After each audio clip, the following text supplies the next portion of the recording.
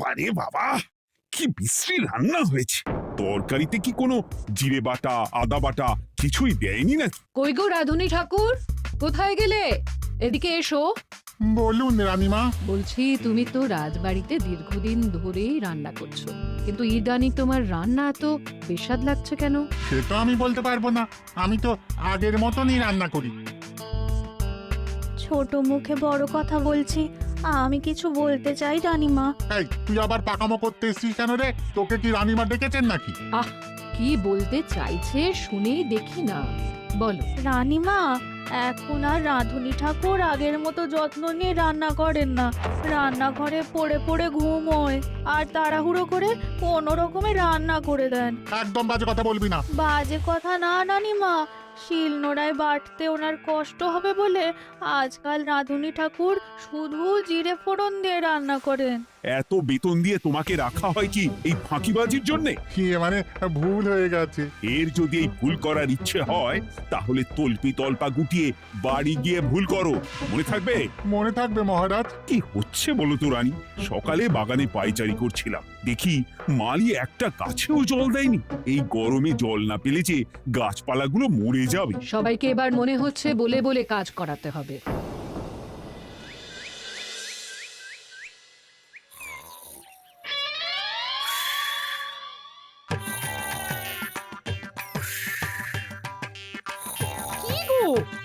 কদিন ধরে তো তুমি শুধু খাচ্ছ আর ঘুমোচ্ছ। বাজার দোকান কিছুই নেই গো, রাজসভাতেও যাও না। কি যে করি। কি গো দিদা, দাদু আজও ঘুমোচ্ছে? কি বলবো বলতো? আমরা কিছু একটা ব্যবস্থা করছি, দাঁড়াও।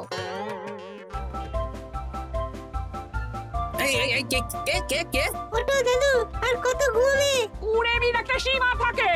ওঠো বলছি, ওঠো, ওঠো না। আমি বুঝতে পারছি বাড়ির কাজ, বাজার দোকান এসব না করার জন্য তুমি পড়ে পড়ে ঘুমোচ্ছ। দাদু কাজে ফাঁকি দিচ্ছে দিদা। দে পুটি, আর সরসরি দে দে।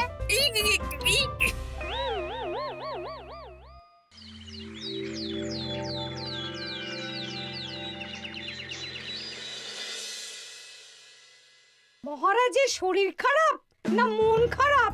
মহারাজ এরকম চুপ করে ঘুম মেরে থাকলে তো রাজপাট সব উঠে যাবে। কিছুই বুঝতে পারছি না। মহারাজ আছেন চুপটি করে, নেই যে মুখে শব্দ। ফাঁকি দিলে এবার তাকে করব আমি জব্দ। অনেক শুয়েছি, আর নয়। মহারাজ, কে ফাঁকি দিচ্ছে? আমি তো ফাঁকি দিই না। পণ্ডিত, তুমি দিচ্ছ নাকি ফাঁকি? না না, বৈদ্য। আমি ফাঁকি দিলে সবাই ওই রোগে ভুগে মরে যাবে। আমি তো রোজ সময়ই রাজসভায় আসি, তাহলে আমি বলছি আসল কারণ। রাজবাড়ির রাঁধুনি ফাঁকি দিচ্ছে, আর 3 দিন ধরে রাজসভায় গোপাল বেপাত্তা। হ্যাঁ, এই গোপাল বেটাই আসল ফাঁকিবাজ। ওকে বরখাস্ত করে দিন। গোপালকে যদি বরখাস্ত করা হয় তাহলে বিপদে আপদে মহারাজের পাশে দাঁড়াবে কে? অসময় মহারাজ বুদ্ধি পাবেন কার কাছে? এই সুযোগ, এই সময় গোপালকে মহারাজের চক্ষুশূল করতে হবে, তাহলে আমি একেবারে জেঁকে বসতে পারবো। মহারাজ, গোপাল ঠিক কতটা ফাঁকিবাজ হয়ে উঠেছে তার কোনো ইয়ত্তা নেই। হ্যাঁ, বলুন তো। বেটা গোপাল কোনোদিন সঠিক সময়ে রাজসভায় আসে না। কোনো দিন তো আসেই না, যেমন আজকেও আসেনি। আর না এলে মহারাজকেও কারণটা জানায় না। আপনাকে সম্মান করা তো দূরের কথা, কোনো ভ্রুক্ষেপই করে না। এটা কিছুটা হলেও মন্ত্রী মশাই ঠিক কথা বলছেন। হ্যাঁ, এ তো একদম সঠিক কথা। ঠিক বলেছ। প্রহরী, প্রহরী, বলুন মহারাজ। তুমি আরেকজনকে সাথে নিয়ে এক্ষুনি গোপালকে তুলে নিয়ে এসো। আচ্ছা মহারাজ। বলি, তুমি আজকেও রাজসভায় কামাই করবে? অর্ধেক দিন কামাই করলে বেতন কাটা যাবে গো। গিন্নিমা, গোপালকে মহারাজ ডাকলেন। ওই দেখো, রাজবাড়ি থেকে প্রহরীও ডাকতে এসেছে। ওহ, মহারাজের আদেশ না শুনলে তোমাকে তুলে নিয়ে যেতে বাধ্য হব। আরে দাঁড়িয়ে দেখছিস কি? তুলে নিয়ে চল। ঠিক বলেছিস, তুই হাত ধর আর আমি পা ধরি। আমরা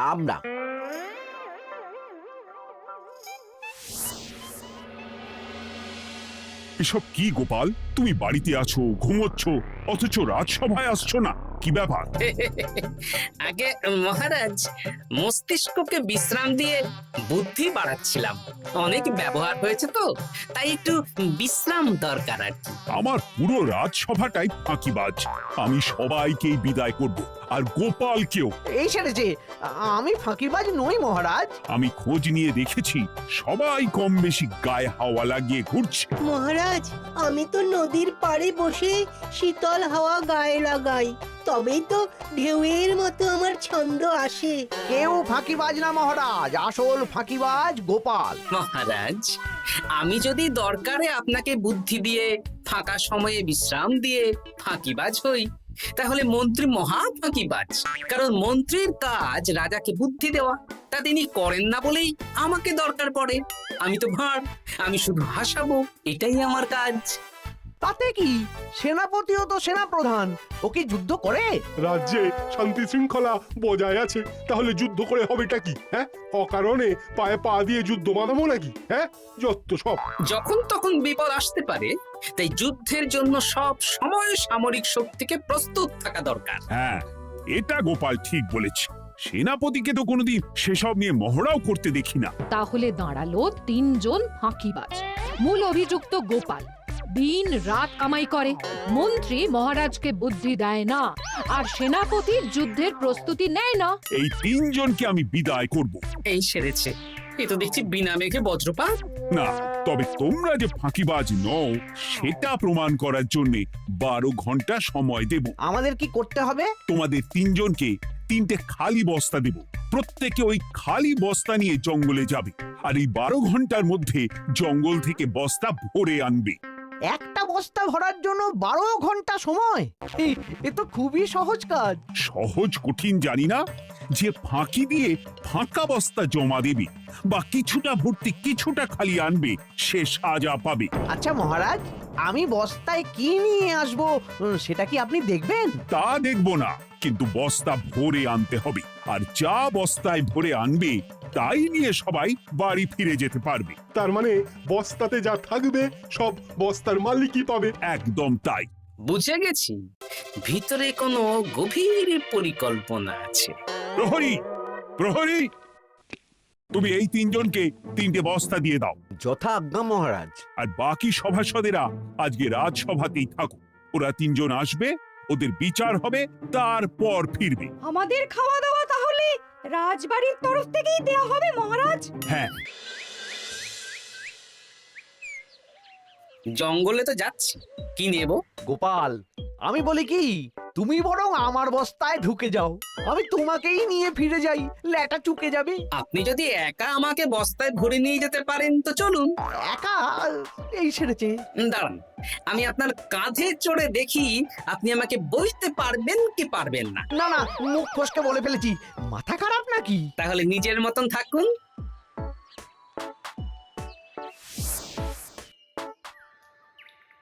এমন কি বা আছে এই জঙ্গলে? আমার কাজে লাগার মতন তো কিছুই দেখতে পাচ্ছি না। ওই তো ওই দিকটা একটু ছায়া আছে বেশ, ওই গাছের নিচে গিয়ে বিশ্রাম নিই। সেনাপতি, অত চিন্তা ভাবনা করার কিছুই নেই। মহারাজ তো আর দেখবেন না আমরা বস্তায় কি ভরে নিয়ে যাব। 12 ঘন্টা অনেক সময়। এখন বিশ্রাম নাও। আপনার ইঁদুরের পেট, আপনি বিশ্রাম নিন। দেখি জঙ্গলে থেকে কিছু ফল পেড়ে আগে খাই, তারপর না হয় ওই বস্তাটা ওই ফলমূলের খোসা আর মাটিতে পড়ে থাকা পাতা দিয়ে ভরিয়ে মহারাজের কাছে নিয়ে যাব। হ্যাঁ, বস্তা যখন বাড়ি নিয়েই যেতে পারবো, তাহলে বনের সব থেকে ভালো ভালো ফলগুলো আগে ভরে নি। গিন্নিকে এবার বলবো, বাজার আনি না তো কি হয়েছে, দেখো কত ফল এনেছি। যাই, এর থেকে কিছু মহারাজকে ভেট দেব, মহারাজ বেশ খুশি হবেন।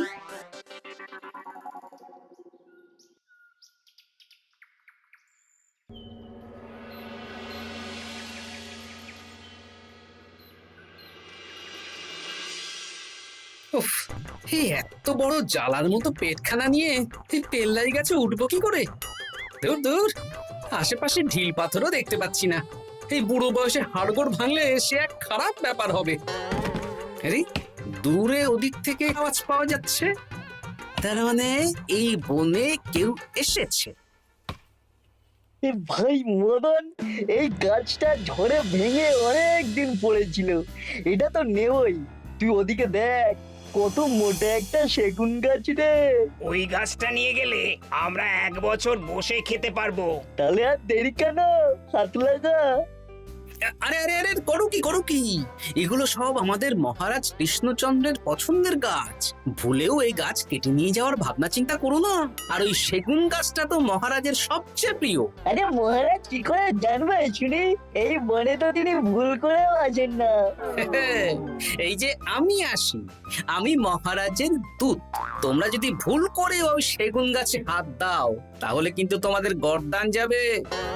এই সেরেছে, কিন্তু আমরা তো কাঠুরিয়া, কাঠ ছাড়া পেট চালাবো কি করে? সে তোমাদের ব্যবস্থা তোমরা করো, অন্য অনেক কাজ আছে। এই সামনের গাছটা মরে পড়ে আছে, এটার কাঠ আমরা নিয়ে যেতে পারবো তো? তা পারবে, এতে অত চিন্তার ব্যাপার নেই। গোপাল আছে যখন, তখন এই রাজ্যের কেউ মুশকিলে থাকবেই না। শুধু তোমাদের একটা কাজ করতে হবে। কি কাজ? এই নাও বস্তা। আমার জন্য এই জঙ্গল থেকে টাটকা বিভিন্ন ফল পেড়ে এই বস্তা ভরে দাও, তাহলে মহারাজকে আর তোমাদের কথা বলবো না, বুঝলে? আর তোমাদের যাতে রাজবাড়িতে কোনো কাজ হয় সেই নিয়ে মহারাজের কাছে সুপারিশও করো, কেমন? বেশ বেশ, এই তুমি তাহলে এখন এখানে বিশ্রাম করো, আমরা তোমার বস্তা ভরে ফল নিয়ে আসছি। ঠিক আছে, আমি তোমাদের কুঠার পাহারা দিচ্ছি, তোমরা ভালো তরতাজা ফল বস্তায় ভরে নিয়ে এসো।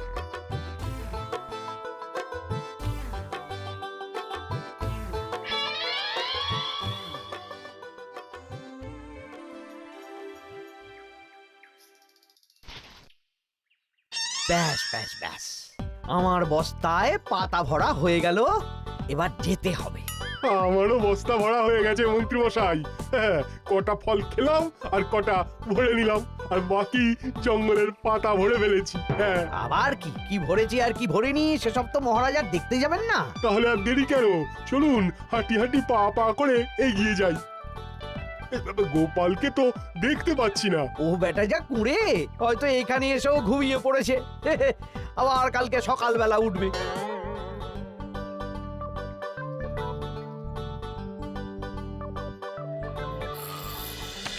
এই যে ভাইয়া, এই যে। হ্যাঁ, কে কে? আমরা। ও বলো, বস্তা ভরে এনেছো? হ্যাঁ, ভরে এনেছি। তাহলে চলো রাজসভায় যাই, তোমাদের একেবারে মহারাজের সাথে পরিচয়ও করিয়ে দেবো, আর কাজের ব্যাপারেও বলবো। চলুন। চলো চলো চলো।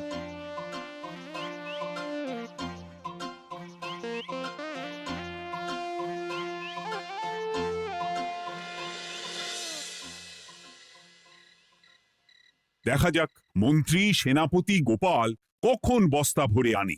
এই তো চলে এসেছি, বিশ্রাম নিলাম, বস্তাও ভরে ফেললাম। এই দেখুন মহারাজ, আমিও বস্তা ভরে এনেছি। বাহ, তোমাদের বস্তা দেখে তো মনে হচ্ছে খুব হালকা। হ্যাঁ, আপনি যখন আমাদের বস্তা ভরে কি এনেছি সেটা দেখবেন না, তখন অত খাটাখাটনি করে কি লাভ মহারাজ? কিন্তু গোপালের এখনো অবধি দেখা নেই, ও কি সোনা গয়না ভরে আনছে? গোপাল যা কুঁড়ে আর ঘুমকাতুরে, হয়তো জঙ্গলেও ঘুমিয়েই পড়েছে।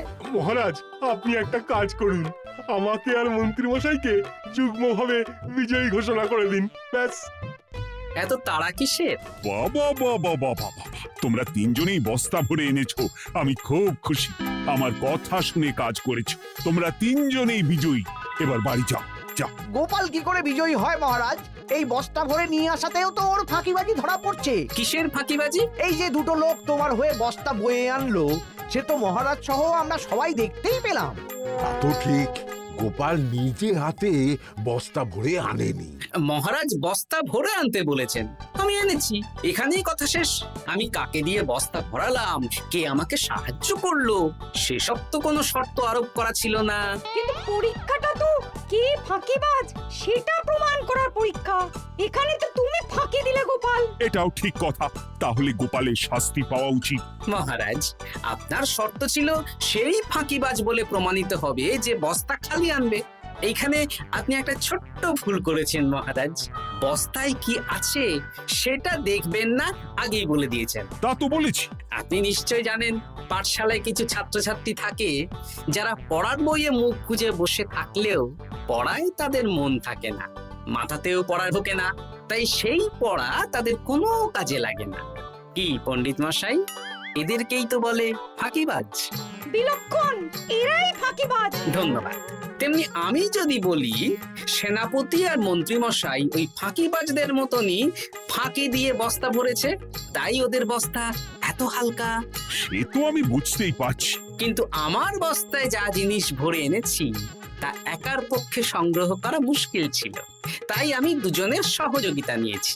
মহারাজ, আপনি কি বস্তা খুলে দেখবেন নাকি? না না, আমি খুলে দেখলে আমার কথার খেলাপ হবে। এবার তো দেখছি আবার তিনজনের পরীক্ষা নিতে হবে। হ্যাঁ, নইলে প্রকৃত ফাঁকিবাজ কে সেটা প্রমাণ হবে না। কিন্তু ফাঁকিবাজ ধরার উপায় কি? মহারাজ, আমরা বরং আমাদের বস্তা নিয়ে বাড়ি না গিয়ে একদিন কারাগারেই থাকি, আর তাতেই প্রমাণ হবে এই বস্তায় সত্যি কি আছে যা আমাদের নিজেদের কাজে লাগবে। এটা ভালো বুদ্ধি। মহারাজ তখনই কারাগার থেকে আমাদের মুক্ত করবেন যখন আমরা আর থাকতে না পেরে ডাক দেব, আর যে আগে বেরোতে চাইবে সে সব থেকে বড় ফাঁকিবাজ, মানে যে আগু পিছু না ভেবে কাজ করে। বেশ, তাহলে তাই হোক। মহারাজ, কারাগারে শুধু জল ছাড়া আর কিচ্ছু দেওয়া হবে না, কারণ বস্তায় তো আর জল থাকতে পারে না। না না, তা কি করে হয়? শুধু জল? হ্যাঁ, আমি তো লোককে দিয়ে বস্তা ভরিয়েছি। আপনারা নিজে কি এমন কাজের জিনিস ভরেছেন সেটাই প্রমাণ হবে। বেশ, তাহলে তোমরা কারাগারে যাও। প্রহরী, ব্যবস্থা করো। আর এই দুজন কাঠুরিয়া বেশ কর্মঠ মহারাজ, যদি কোনো রাজবাড়ির কাজ থাকে এদের দিয়ে করাতে পারেন। আমার বাগানের মালিটা খুব ফাঁকি দিচ্ছে, তাহলে ওদের সাথে কথা বলে নিচ্ছি। যাও যাও, তোমরা কারাগারে যাও।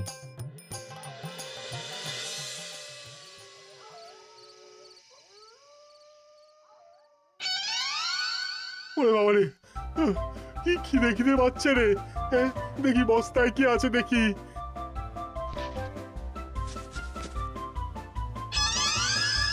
দু একটা পচা ফল, দেখি দেখি একটু ভালো আছে। এটা একটু ভালো আছে, হ্যাঁ এটাই খাই, হ্যাঁ এটাই খাই।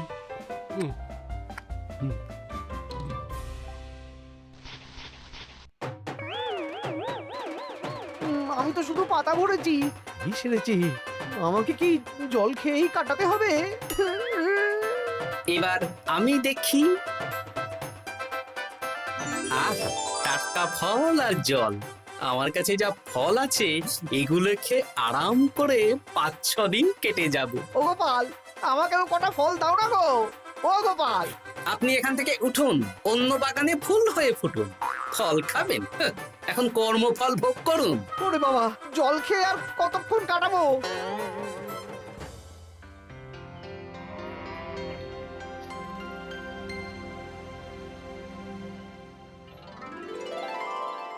উফ, পেটটা চুই করছে, কি খিদে পেয়েছে না। আমি আমি বাড়ি যাব। আপনি বাড়ি যাবেন? তাহলে বেরিয়ে আসুন, বেরিয়ে আসুন। বেটা গোপাল কায়দা করে এমন শর্ত দিতে বললো, পুরো ফেঁসে গেলাম। আমারও তো খাওয়ার মতন তেমন কিছু নেই, আমিও এখানে থাকবো না। আমি এখানেই আছি, ফল খাবো, জল খাবো, আর প্রকৃতির ডাক এলে একটু বাইরে যাব।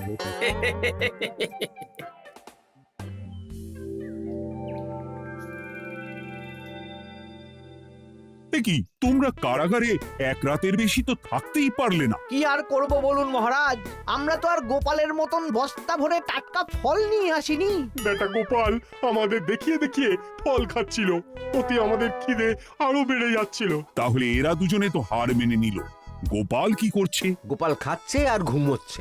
ওকেও নিয়ে এসো। আচ্ছা মহারাজ।